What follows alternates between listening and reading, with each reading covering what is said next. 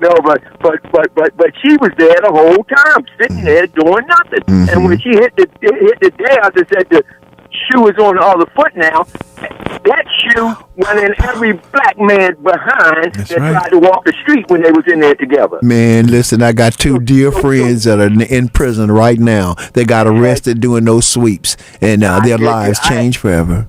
I had a friend of mine, I was on the phone with him because I was telling him where he could take his car. And he left there, and he called me. He said, "Where the bus stop at?" I said, it's around the corner. That's right, because you won't see it because there's no sign up. And he started running for the bus stop. Police stopped. I said, "What's going on? What's going on?" And he said, "Nah, the police, they got me." And then he dropped his phone. Unbelievable. And then when I got down to Central Booking, they wouldn't even let him out for 2 days. I know, man. It was just that. I don't care what nobody say. I do believe that Martin O'Malley is the most despised and hated white man in the city of Baltimore. He ruined so many lives. Anybody that stands up and say that he's backing them or I know they have anything to do with him does not get my vote. I'm with you 100%, Douglas. Thank you so much. And she is in his pocket and always have been. Yes, sir. I agree. Yes, Richard? Yesterday, I took apart Hamlet. Today is Julius Caesar. Friends, citizens in Baltimore, and fellow voters, I come to bury public politicians and not to praise them.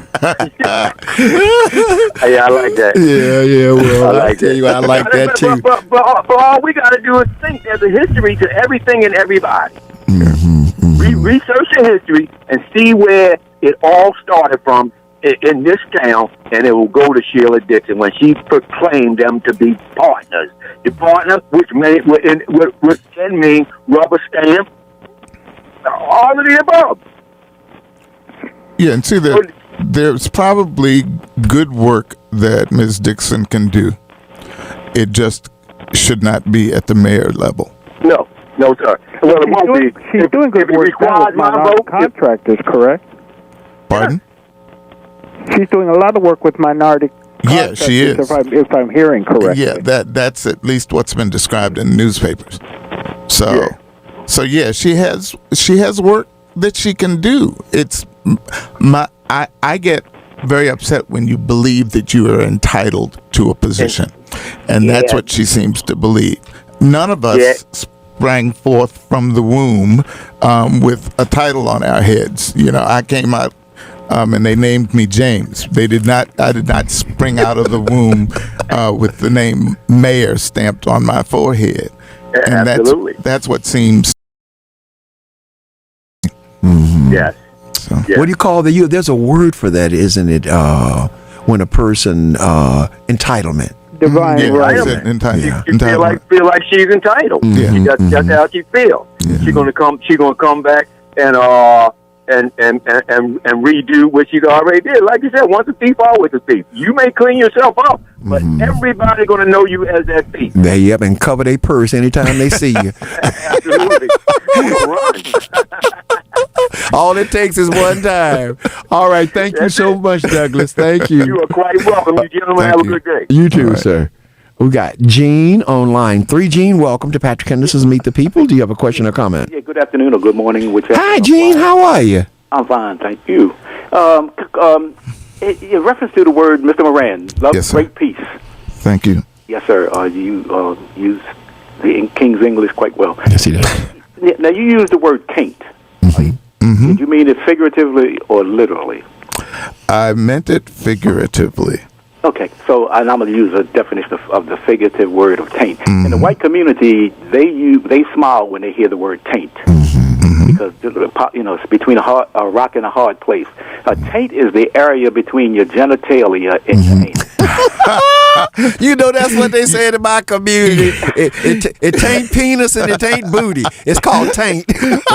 Now you're gonna make me go to my thesaurus here. So I'm glad somebody is familiar with how the white community uses the verbiage.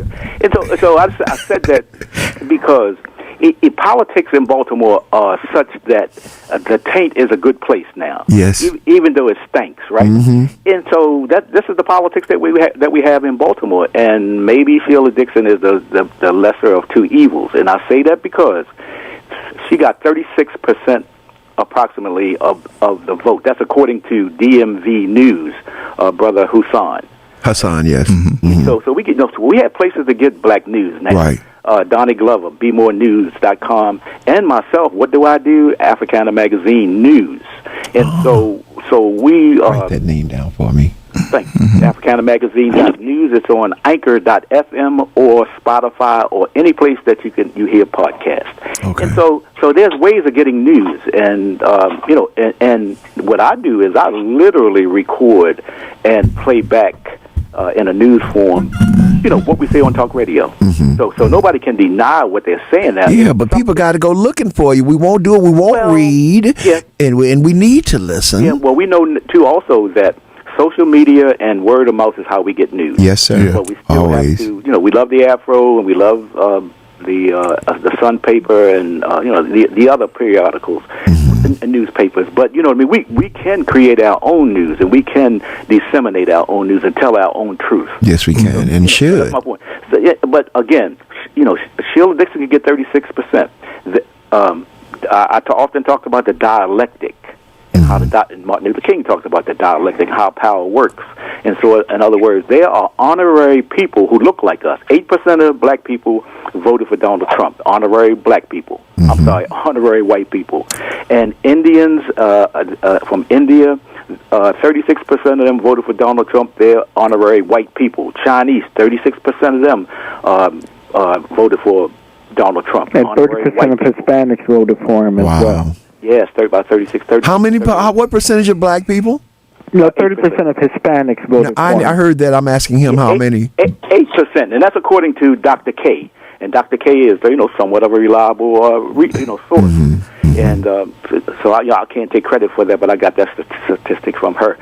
I just wanted to say, Mr. Moran, however you feel, and anybody else, including myself, however you feel is how you feel. But vote so that it makes sense. That's my only recommendation. Thank you, Gene, so much. Agree. And also, listen to what these... I like to make one statement. Go ahead, Doc. I think we need to be very cautious and careful. Already there are people who are being paid that are writers, that are political analysts, and I think they need to be very candid and upfront with us when they come and not only give their expertise from experiences, but I think some need to be very candid and honest with us as well as tell us if you're currently being paid by any of these candidates that are running. I think they need to be upfront. We want to hear the truth. The truth sometimes hurts, but I think there are some folks that are already working for candidates, and there are political writers there, there are people giving opinions, and all I ask them is, let's be upfront. But I'm challenging everybody. Let's pick a good person to serve us, but at the same time, let's commit to helping whoever gets elected to do it. I agree, but one thing I would like to say to us is, if they just saying the same thing they've been saying every term, the same one saying, I'm going to do crime, they're not going to telling you how they're going to do it. Patrick, there's always been a playbook. There's always been a script. Yes. And a lot of the times the script they may change a word or two here or there, but the script is always the same because they know the audience will believe everything they hear. I heard the definition of power in a movie. I love watching movies in the middle of the night. Yes. And writing in the middle of the night. And I'm awake at the middle of the night. And in the movie, Powers Booth played this character in the movie Sin City. He was a U.S. senator. And he said, power doesn't come from a gun. Power comes from having the ability to tell a lie, and everybody will believe it. Well, we see that with the president right now. Yeah. All you have to do is almost everybody. We see that with all politics. If you say it 3 times, yes, you tell a lie 3 times, that begins to sort of sift into the population. Exactly. And that's from the playbook of Hitler. Yeah. And then with the ministries of truth called the media, they also play into this because they will bend the news in order to put their slant on it. No matter which side you'd want it, they will take out certain facts that are harmful to them and only put in those things that they want you to hear. Absolutely. Let me tell you all. Well, I tell you, if Sheila Dixon becomes our mayor, we are guaranteed news coverage for 4 years. We will have Washington Post, New York Times, Baltimore Sun deriding us for doing Vanity magazine. Exactly. They will all be here. Same way they did for the mayor of Washington D.C. Yeah. Marion Barry. They never let people forget they that will they put this. embed themselves in Baltimore City. But see what Barry. Go ahead. I made some political observations. I don't know whether or not y'all received it. One was that our voter registration is down to an all-time low. Really? That we are now fifth in the state of Maryland. We have been fourth for quite a while behind Montgomery County, Prince George's County, Baltimore County. I'm leaving out one, but we are now under Anne Arundel County. Where's Howard County fit into this stuff? Howard County is in it as well. We are now fifth. This is the first time we've dropped that low. I also indicated that I'm predicting at least 17 Democratic candidates will file by the time the mayoral registration period ends. In January, huh? I'm looking at 17, right? And this is why the reason I bring this up, and we all have talked about this. We have to begin to look at the numbers. And the numbers, I'm looking at what's going to happen with the 7th Congressional District. And with all the number of black candidates that are in the city, I'm looking at a turnout, and I'm being optimistic, of 30% of the registered black voters here that's going to get that vote chopped up. And if they can put out a candidate from between Baltimore and Howard counties that those communities can coalesce around, you can forget about having an African American in that seat for a long while. Richard, you said those communities. What did you mean by that? What do you mean? You said if those communities can... But Howard County and Baltimore County. Oh, that's what you mean. Okay. And they are majority what? White. Don't need to say no more, do we? Brother Carlos, thank you. Hubert, I see you. Sharon, I see you. Ernest, I see you. Dorothy. We're getting to you as fast as possible. Hubert, you have a question or comment? I'm sorry, Carlos. Oh, yeah. Thank you for taking my call. And, always. Brother Morant, next time let us know how you truly feel. Well, I have to tell you, I took out 2 or 3 paragraphs because I thought they were too incendiary. You know, they say ugly is skin deep. I mean, beauty is skin deep, but ugly is to the bone. And you did cut to the bone. Yes, he did. And let me say that what you said basically is basically true, but I'm kind of like on another tangent.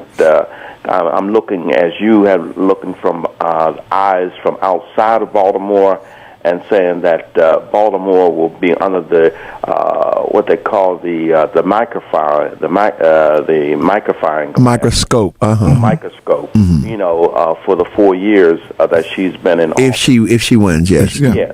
And I see that Baltimore is truly on the move. I see that we have a glass half full, but there has been work to do. Now, here's my issue with her. Basically, is that she seems to be a part of the network of the interlocking directorates, the cabal. Yes, that has run Baltimore for years, and so that when she kind of like spoke up and inundated and so forth in her dialogue, that she didn't feel like Johns Hopkins was a part of the interlocking network, that Johns Hopkins, they were just looking out for their interests as the University of Maryland and so forth. And we know that she is connected. Now, I'm looking for a candidate that is not only above board and like Caesar's wife, above reproach, but I'm looking for a candidate that has enough money, charisma, and enough gonads to take on to take on that interlocking network and to break that interlocking network. And so that if you don't have one that's subservient to the political machine and the interlocking network, then you have somebody that can kind of come on and build Baltimore from the inside out. But they got to have a vision. See, that's my problem, Carlos. Just listen to what these people are saying. The only person that I have heard that has vision to change things in Baltimore, just insight, precise ideas that I think is going to be a blessing and lift us up, is Thuroo Vignarajhi. He is the only person. I'm going to talk about him as soon as we get through this and some of the things that he wants to do. Yeah. How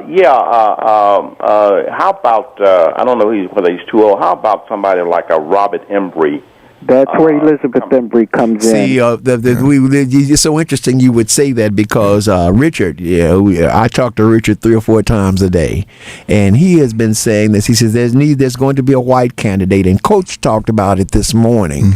There's going to be a white person that's going to come through, although a lot of people consider Thuroo to be white. He's Indian. He's honorary white. He's honorary white. Right. Just enough. He's black enough that the white folks go, but he's a Harvard graduate and he's a brilliant man.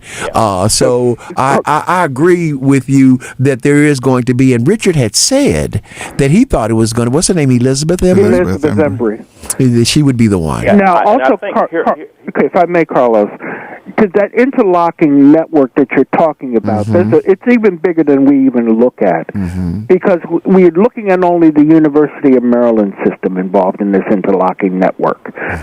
We forgot about LifeBridge Health. We forgot about Hopkins. All of them are in one gigantic network, and we have to now look at how many politicians sit on their boards. Right. And you're looking also at the Greater Baltimore Committee, and so basically somebody that can, as you have said, that can rise above that and can develop a vision for Baltimore, which we know is a great city, and can give us a inroads into the communities in Baltimore, the inner city communities, and give us some relief from the devil that has bedeviled us for so many years. Yes, thank you so much for your commentary. Hubert, are you ready for us? Welcome, Hubert, to Patrick Henderson Meet the People. Yes. How are you, sir? Good afternoon. Good afternoon. You have a question or a comment? I have a comment. Okay, go right ahead. I like to say good afternoon. Good afternoon to you. Afternoon, sir. It really saddens me to hear some of the things I've been listening to. It seems like we still stuck on the old plantation mentality of thinking, where about one of our owns was to do something that's minuscule that adds up to hardly nothing, and we want to hang somebody from the nearest tree. Well, go ahead. Could I finish? Go right ahead. Thank you very much.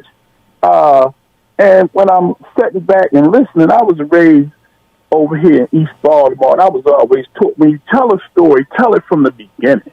Speaking of Miss Dixon, she worked herself up from the bottom, from the school teacher through the council, and then through the presidency, and became the mayor. Okay, she spent the gift card, but it behooves me if we to be hoodwinked to believe a $300 gift card was to make this woman fall from grace, and we was wanting to stomp on her.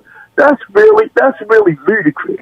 That's really ludicrous. It wasn't about a $300 gift card. What was it about? It was not about a $300 gift card. It was about that if she was in position of power to appoint people in position to obtain contracts, minority contracts, and to see them go from one status to another, that was too much power for a black woman. That's why they had to go searching on something, and the best they could find was a $300 gift card. And what we do as people is believe too much of the Queen's English. We need to start finding out who we really are and stop knocking each other down for what somebody else that want to dictate. And I heard y'all speak of Haraji. Haraji gonna look out for Haraji people.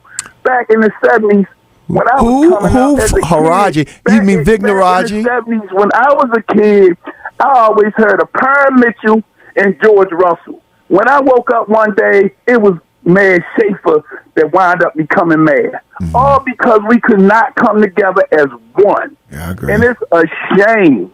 It's a shame, and it's happening all over again. It happened with Bell. Bell was next in line. But so many of us jumped in a race that don't know ourselves. We wind up with O'Malley. And it's getting ready to happen again, and it's a shame. Well, I'm sorry you feel like that, sir. When people do things and they violate the public's trust, then we have a right to speak up. It is America. I don't really care whether it's 300,000 or I don't care whether it's 300,000 or 500,000. The fact is that she violated the trust. You know what it tells me? What did it tell you? People can tell y'all anything. No, they can tell you anything, obviously, because you definitely towing the line, buddy. If you can't think critically and see who you gonna let a thief in your house, okay? Now, maybe she did. She said she forgot, if I remember correctly. She had the gift cards in her purse. If I remember correctly, y'all correct me if I'm wrong. And she had them there, and she just used them. But they found out that she used them, and that was the violation.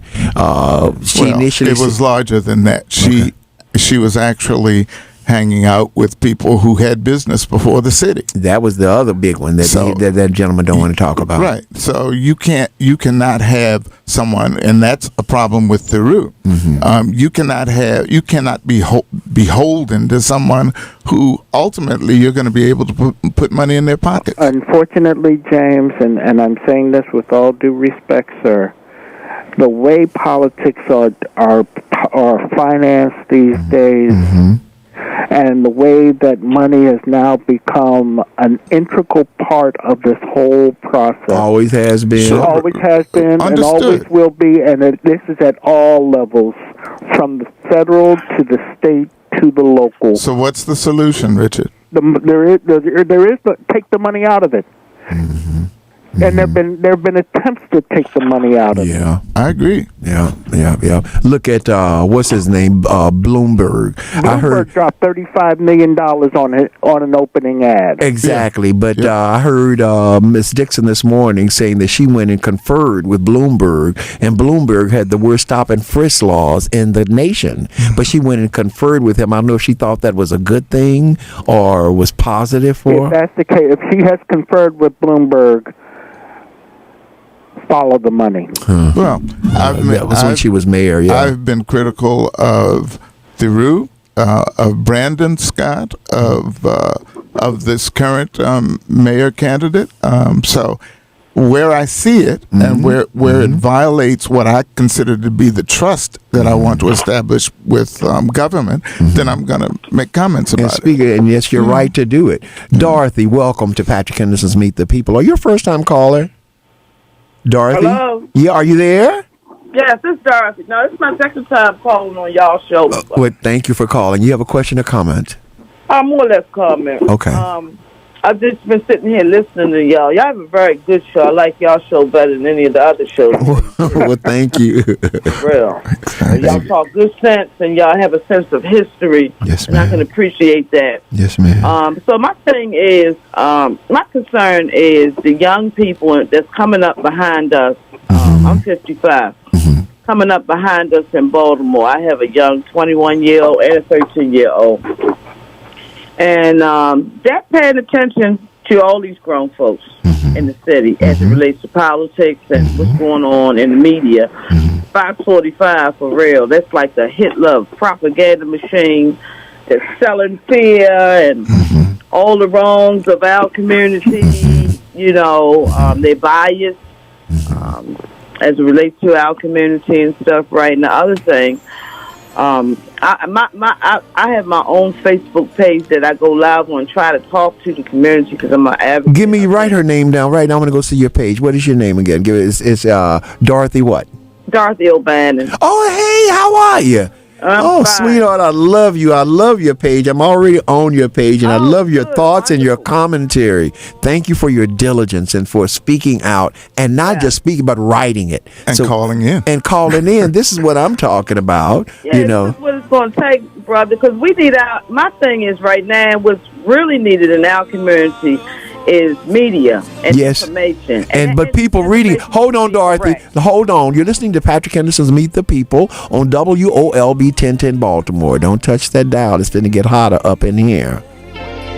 On things that you later regret, wishing you never had. Once you realize. The new 1010 WOLB with talk in the day and soul at night. The Fantastic Voyage supporting students at HBCUs is turned up. Special performances, nightly concerts, and 2 a.m. shows add up. Featuring Usher, Jill Scott, Frankie Beverly, Brandy, R&B, Funk, and more. Just show up for the seminar. Morning inspiration, fitness, chefs, beauty demos, pool parties, and after party. Plus theme night. Get dressed up. Cruising 8 days, March 2020. Visiting Caribbean Port. It's up to us to support HBCU students through the Party with a Purpose. Few cabins remain. Book now at 972-980-SAIL. Are you an employee of a company or government agency and you're facing foreclosure of your home? Wondering if you can file bankruptcy and get a fresh start without endangering your job? Soroti and Associates understands that bad things can happen to good people and they want to give you answers. Call 410-999-8000 and set up an appointment to meet with Jeff Soroti himself to discuss your situation. The fact is that no employer can fire someone for filing bankruptcy. You are also not required to even tell them you are filing. So if your home is at risk of foreclosure, call Jeff Soroti to stop foreclosure at 410-999-8000. Soroti and Associates are the bankruptcy specialists. They've been helping Marylanders get out from under their mounting bills for over 25 years, and they can help you. Call 410-999-8000 or visit freshstartlaw.com to get your fresh start. Convenient to the Beltway with free parking. Call Soroti and Associates today at 410-999-8000. We are a debt relief agency helping people file bankruptcy under the Bankruptcy Code. Welcome to The Heights, where we focus on positivity and solutions. With your host, George E. Mitchell. Tune in every day, Monday through Friday, at the new time, 3:30 p.m. to 4:30 p.m. That's right, every day, 3:30 p.m. to 4:30 p.m. on WOLB 1010 a.m. to hear not what's wrong with our community, but what we can do to improve our community from the perspective of the people in the community. The Heights is a radio program for the people, by the people. So spread the word. It's time to make a difference. Our annual toy, teddy bear, and clothing drive on the Larry Young Morning Show for the holiday season of 2019 will be in cooperation with Miss Santa at the Arena Players located 801 McCullough Street. The drive will be on Tuesday, December 17th with the live broadcast at 6 a.m. to 10 a.m. with Larry Young at the Arena Players located 801 McCullough Street in cooperation with Miss Santa on the Larry Young Morning Show on WOLB 1010 a.m. and streaming live on WOLBbaltimore.com. WOLB Baltimore and WERQ FM HD3 Baltimore. The views and opinions of the guest and host you hear on 1010 WOLB are not necessarily those of the staff and management of Radio 1, its sponsors, or advertisers. It's done unto you as you believe. It's done unto you as you believe.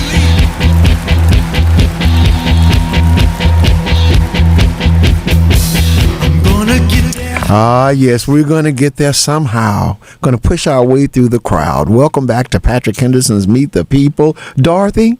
Yes, I'm still here. All right, sweetheart, go ahead and finish your statement. So I was saying that my concern is these young people and the steady coming up. Listen to some of the history. Some of them don't have any of the history. Right. So, it's so much, I'll call it chemical warfare going on in our streets.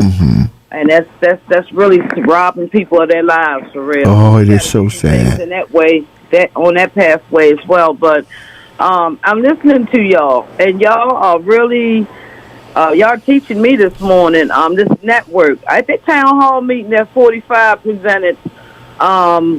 It was a gentleman that stood up named Chief that brought up about the infrastructure, the hospital infrastructure, John Hopkins.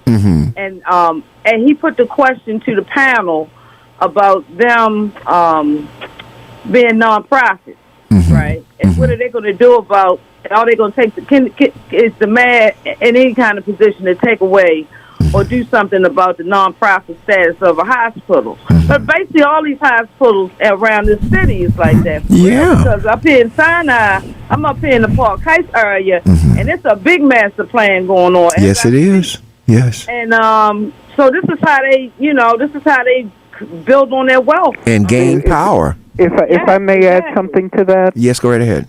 Now, they're nonprofit for tax purposes, but if you look at it carefully enough, right around the time the whole Healthy Holly scandal hit with the University of Maryland, they were asking for a 5% rate increase. Yes, they were. That's right. And then also, if I believe, Hopkins was also right about at the same time asking for a rate increase. Now, is this rate increase to cover their expenses, or is their rate increase actually to somehow make a profit? It's to make a profit, of course it is. Did I tell y'all my cancer treatment cost $175,000? Now, I'll give you one better. When I had my transplant done, the surgeon's fees alone were $200,000. Wow, unbelievable. But I got a confession to make. Go ahead. And that is, I am seriously entertaining having a discussion with 5 of the candidates for mayor. That's how serious I am. Well, I want to be in on that. I talked to my pastor yesterday about having one down in Pigtown. So let's get that together. Whatever we can do. I decided I'm going to definitely talk directly with Catalina Bird, Through Vignoranza, which I have talked to on a couple of occasions. I am going to talk to the current mayor, Jackie Young. I am going to talk to... But will he talk to you?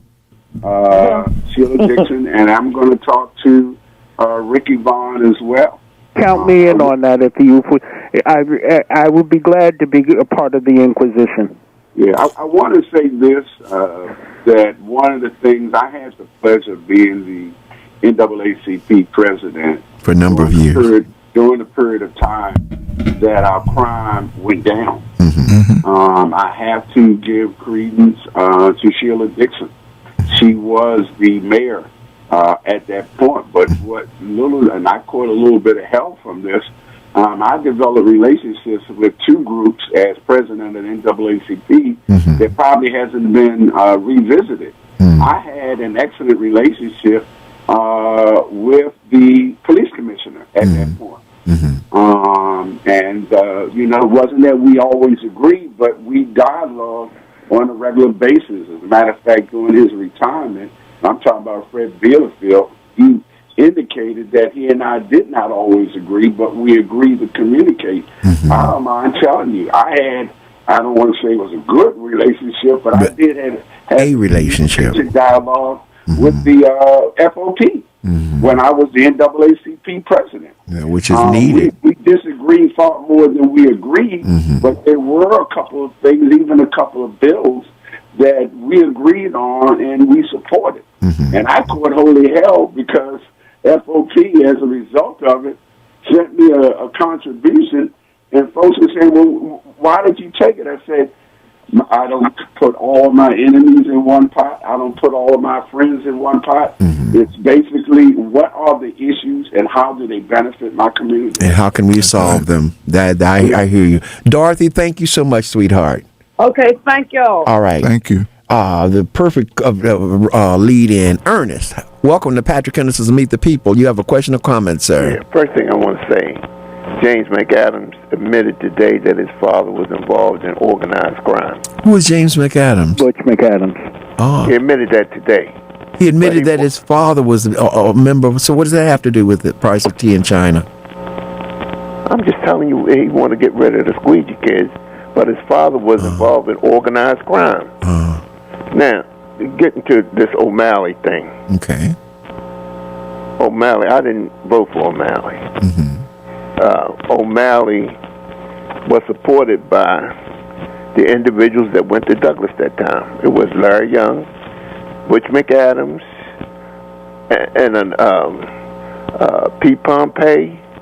It was a number of individuals. The guy that talked about guns being washed and burned. They were all out Douglas at the... Oh, we lost him. Ernest? I don't know why we lost him. Call back, Ernest.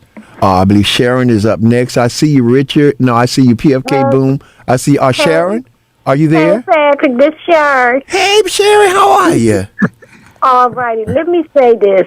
Excellent show today. Thank you. I can basically not disagree with every caller other than 99.9% of the callers that called today. I can agree with them. One thing, beautiful op-ed piece that was written. Yes, that ma'am. just took the whole show. Brilliant. But the one thing I did not like was when Sheila Dixon announced her run. I wish she would have kept out of there due to Catherine's Pew misdeed. That's why. That's like a slap in the face. But one thing, when the gentleman say he would like to see her work behind the scenes, excellent. And that's what I would do. Build back up. Yes, build yourself back up. But you also said that Jack Young, when he was vice president, when you left office, when Pew stepped down, you said Jack Young was good. People, we need to rally behind Jack Young. But Jack, I want you to do something big. Take a page from Trump's book, and you do something to throw in these impoverished communities where you're not going to need to go to anywhere. The people want to know what you're doing, because I'm kind of getting the feeling that he might have been a part of the machine, but it's like they dropping him, and they don't want to deal with Young, and Jack is hanging out there by himself. It's just like, as in a black person, a black person can call another black person the N-word, but a white person can't call a person the N-word. I think they try to leave Jack out there to hang. Sherry, don't you think he's kind of hanging himself, though? No. No? And the reason why I said that is because it's looking like he's like somewhat afraid to take a move, and he's being authentic. He's not coming in with talking points. You know me from day one. I said I'd rather have a white man in there. At least I know what it's going to be. I've said that. I'm going to have to change my position on that for right now with him. Because I want them to know the same way they did Marion Barry. They tried to bring him down, but I really think Jack really wants the best. I don't want to get too hooked up on the crime plan. I mean, we know it's crime, but we got other things. If we can get some of these other things right, that can help that crime plan. Jack, think about it. Do something, because you got the vote. Don't he have the power? He has like 3 votes. But let's share. Hold on, baby. What about this gag order? The city council overrode him, and now he's still saying he's not going to acknowledge that the people can speak out against the police. Doesn't that sound like a dictator to you? Yeah, that to me would sound like that. That is a dictator. That sounds like Trump. You know where that's coming from, don't you? Well, Andre Davis. Who is it coming from? So that's where it's coming from. Well, he said, but I'm gonna tell you, they trying to trip Jack up in all kinds. Well, he's not ways. being well served by his staff, No, and I've he's said not that to him personally, actually, because you can't get advice from your legal department or your finance department and then put out statements like he's put out, which disadvantages the citizens of Baltimore. If you've got an issue that has been brought to you by your legal department and you disagree with it, or you think it's going to be disadvantageous to your citizens, then you got to go back to your legal department and say, look, you got to give me something different or better. You got to help me to explain to my constituents why this makes sense. And so far, he has not been able to explain to his constituents why this makes sense. When you're the one that wrote that piece, you need to go to Jack, and you need to get a job in there with Jack. They will pass it, though. But really. And I'm saying this, we need an intelligent, black person who can speak fluently, can speak well, to help him. Because I'm going to tell you, I really now genuinely believe that he got the best interest of the city of Baltimore. That's why they coming at him. He's not a legal spy. I just wanted to share if he has the vision. That's my thing. We hear crime, we hear education, but what you gonna do about the crime? What you gonna do about the education? This is my thing. I don't hear any of them. There's one person through Vignaraji that is talking about what he's gonna do to change the city. The rest of them are just talking pablum. Thank you, sweetheart. You know I love you to life. Y'all have a good day. All right, Sherry. All right.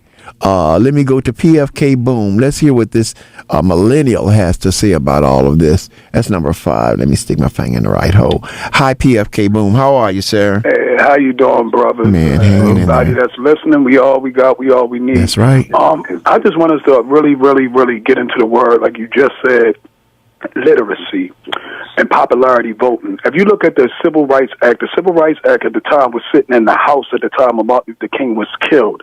Everyone who is claiming to say that they fought for civil rights, which I know there were many who has done it and still doing it today, but that bill only came out to, of course, bring down the rowdiness that was going to come and give them a bone to calm down.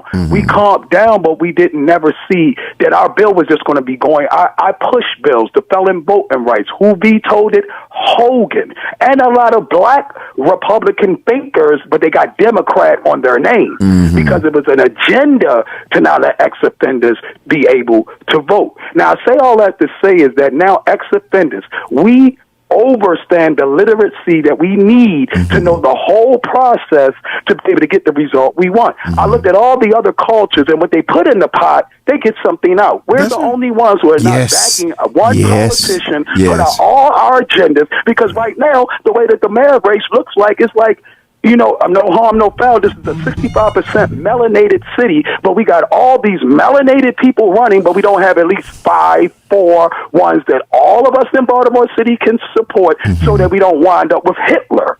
That's what happened with Hitler. People do not know Hitler got in with one vote. Look up the one vote crisis. Hitler got in with one vote, and we might want to look at who he was running against and what was going on and agendas and how you voting. Not voting means you're supposed to be a person like myself, because I don't vote. I put people in office. I'm a never Don, and you know what never Dons did with this. You took Mosby twice. So, I mean, let's understand the process. I hear elders telling me, oh, Brandon's from my neighborhood, I'm going to vote for him. But I asked them, look at the legislation. It may be his season to be removed, and then another seasoned person take us to our victory. But I'm looking at people over the ages of 40 years old trying to lead a millennium, like you said, boom, to get more people off the corner to not shoot someone than any politician that's running right now. Any of them. So anything that they saying, if they don't have me connected to them, and I'm only connected to like 2 of them, and they're not no one who was actually in the office before, because I'm not going to regurgitate the same process, because the average citizen, if they can show me where have you been to a streets to the seats voter literacy class, you haven't. And many of them in Baltimore. Alpha Justice has one. PFK Boom has one. But they'll look at me to cuss out a pastor, but don't give them no overstanding to their salvation. I used to be a convict. These same laws and legislations that were placed in by my melanated people, because again, felons could not vote prior to. So nobody took interest in that until felons did that. So the felons are always going to be the underdog. You got Corey McRae and all these guys who were felons who are in office. But do they come down on the ground to educate? Let me see a politician, because then I won't run my mouth. I might run for office and better lead the ex-offender part. But I got people who are not ex-offenders. They have a pro-lock-up agenda. Only thing I hear in my city is about the youth. 2015, it was about police brutality. How did this whole thing switch that every adult in the city don't have a problem and we just want to blame it on youth? My name is Davon PFK Boom, and I am a sinner. I am a person that don't know. I'm a student, but all these know-it-all be-all adults look at the resume of my city, and I'll blame it on the super voter. You don't know what you're doing. Super voter. The felon just started voting, but these super voters and everyone who thinks they know, if you do not see the result, which Baltimore has not produced since Kirk Smoke, I've been dealing with the same. I'm 46. Has not one thing changed in Baltimore but infrastructure in the past 46 years of my city. Of literacy is not on your agenda, number one. Without knowledge of self, anything you try to do and anything you try to relate to someone and look at me as a human being, if that person doesn't see itself as a human being, then we already are in trouble. Yes. We are putting too much on politics and not putting none on our individual responsibilities, bring out humanity. You know what? I got one question to ask you, and I've been trying to find this question out for years. Is there a concerted effort? Is there an effort to all of the ex-felons who can now vote? Is there a collective of people that works with them, that talks to them, that interacts with them about what their thoughts are? I would love to have you, and if you got some people you'd like to bring in that will now be able to vote because of your efforts and because of I believe didn't the legislature override the governor on that? Yes. Yeah, they overrode it, and they did that. But this is the other thing that I'm trying to say, that we're here right now. If they override it and we got it right now, I can say that you still got like the Marcus Garvey situation. You have felons that don't even know they still can vote. So we still got little problems like that. That until we can round up, it's called a felonship. We are a different batch of people. We were first the people that were considered the have-nots, disgusting. We're ruining in the world, and now we're getting an understanding and overstanding. We don't need nobody. I'm gonna tell you this, Pat. I've been sitting back for 40-something years trying to vote. If you don't think that I got enough education, overstanding, the felon know how to run this city better than the average person. Why? Because most of the legislation and most concerns is about the felons doing things wrong. We stop right now breaking crime, this city would fall because it never folded. It never functioned in a peace society. They wouldn't even know how to operate. Everything is operated off of lock up, incarcerate, so-called rehabilitate. Let's put somebody else in office. If you have a city that had over 3 or 4 goddamn commissioners that's supposed to put law and order. We're expecting law and order in a lawless legislative city. What we getting right now, I will say it. We deserve it. You didn't put no energy in it to not let it happen. So this is the result. I'm trying to tell people, get off your ASS and get the work done. This is not going to change. Boom, saying it. It's going to get worse because you won't come, not you, Pat, but the average citizen won't stand up, show up. The ground. Yes, sir. I agree with you 100%. But Tate, if you can do that for us, I got you. All right, we appreciate it. Army up in there. That's what I want to do. That's what I want, because they just. I'm gonna bring Nicole Mundell in there. She can shut you down with the process right there. Nicole Mundell for Alpha Justice can come in there right now and tell you right now what we need, and we can show you how politicians who are in office now ain't for it, and the ones who are trying to run, if they did mention our platform, Pat, they would not get elected. They will not get elected if they mention my platform. I like what you. I like that name of it, the felonship. I like that. That's what it is, because it takes a felon to lead a felon to the water of flame. If you never, I hear you. Then you can't help us. Yes. Salute. I love y'all. Love Salute you too. To the felons and everybody locked up. You stay strong, because we gonna win. Salute. Salute. Go ahead, Doc. Make a comment. I take some credit for former felons getting their right to vote. Okay. I headed up for 3 years in a row the restoration of voting rights for former felons. I formed a group called the Maryland Voting Rights Restoration Coalition. We did a 2-hour radio show for 2 years. We did a 1-hour TV cable program for 1 year. And it went in the wrong direction when organizations started getting funding for what they were supposed to have done, and that was to continue the work that myself, Hassan Giordano, the late Corrigan Vaughn, we did the 2-hour radio show. It was called Voting Rights Today. What happened was groups started getting money, like groups are getting money now for the Freddie Gray area, the Penn North area. Not 1 cent has gone into the area that got affected. But the same thing has happened with the former felon right to vote.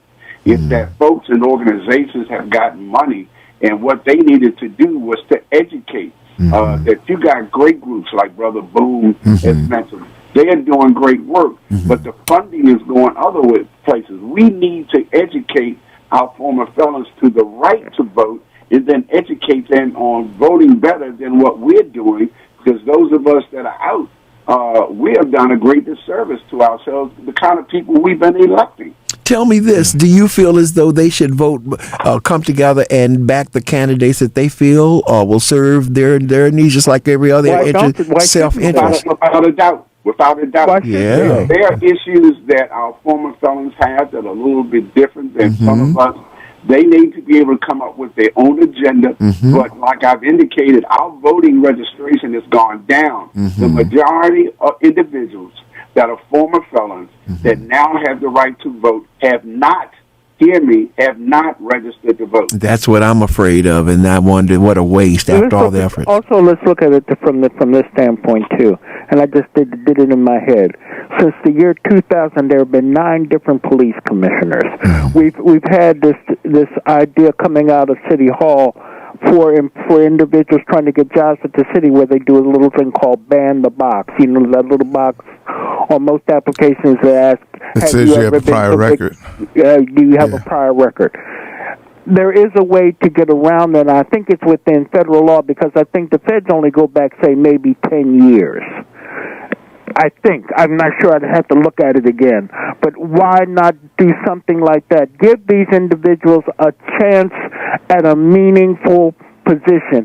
But it would take the employers to open up their minds and open up their eyes in order to see that you have a group of individuals out there who have talents that need to be used. Well, but remember what PFK said. He said, you say the name felon, and then everybody runs the opposite direction. Yes, and that's where these employers have to be educated. But I look at what happens in Texas. In Texas, they have within their laws written in that prior to individuals being released from incarceration, employers go into the institutions and do hiring, and then that way when the individual's released at a certain date certain, they have a job waiting for them, housing waiting for them, and it's a guaranteed position with a halfway decent wage attached to it. All right, Audrey, I see you. I'm coming right now. One other thing. What there was some prison that worked was at George Washington University and had all these prisoners graduating with their bachelor's degree. Did y'all see that? And I had this one white friend of mine talk about, but what about all the other people that don't have the money to pay? Absolutely. That's when you see prior to 88, when they, I think it was the Crime Control Act of 88, when they took all the Pell Grants out.